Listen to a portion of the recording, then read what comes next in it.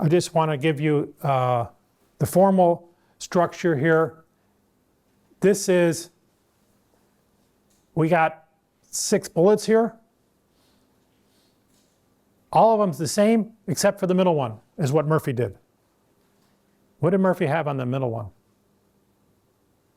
Well, maybe the last one Murphy didn't really go into. I can't remember this week if he went into the, but among the first 4,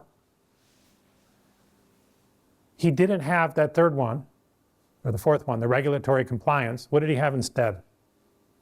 He had the same number of unknowns, same number of equilibrium variables, 3 quantities and 3 prices. P equals the marginal, P equals the derivative of the cost function. Yeah, the cost function is absent from my definition because they're not allowed to minimize costs. They're not allowed to choose K and L in such a way to minimize cost. They have to comply with the regulation, which here I've not taken as a ceiling or floor. I'm saying the government just sets the number. And obviously you can turn that into a ceiling or floor. So this is what Murphy had, more in cost function notation, but saying that we're minimizing factor costs to achieve a given level of output. We're doing the top one. Okay, I want to show this in a picture.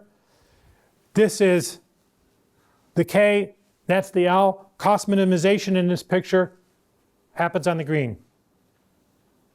Which point on the green depends on how much output you want. But minimizing cost given an output says be on the green. The regulation expansion paths, if you want, look something like this. If the regulator is setting a low RK over Y, you're going to be on the left-hand red one. If he's setting a higher one, it'll be on the right one. Now there are points where they cross, and that's kind of like our point E that I mentioned in the kind of supply and demand picture.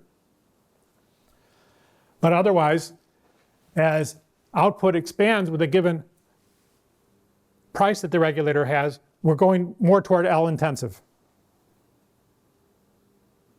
The price ought to rise as we have more output, but including the consumer part of the price, but the regulator says, no, you can't do that. So what the market has to do is make the product more and more L intensive. So this is the sense of which I started. I said, we're going to be able to analyze the design of the product is going to be endogenous here.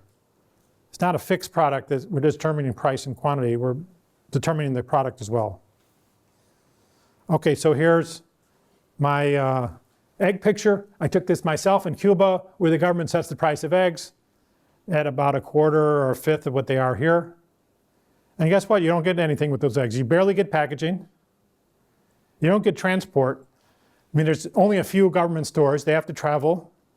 The Cuban people typically coming on horse. You know, a lot of eggs break when you're going home with your horse, right? It would be nice if the egg store were nice near the house. But there's a regulation on how much, in essence, can be spent on producing and delivering eggs. It's a maximum, so they let the consumer come. You can't see in the picture. I maybe should have taken a video. I wasn't even supposed to be doing this, I guess. They don't allow tourists to see the government stores. It's okay. I'm not going back to Cuba. There are flies. You know, there's no air conditioning. This so-called grocery store, I'd be surprised if it had much more than a dozen products. I mean, it was very thin choices. And that's what I would have predicted. I say, I know from the US data, there's just tons of room to cut out costs and shift them to the consumer. Cutting them out is probably the wrong word to use. There's tons of room to shift costs to the consumer, that green part. And that's exactly what happened in Cuba. Rent control.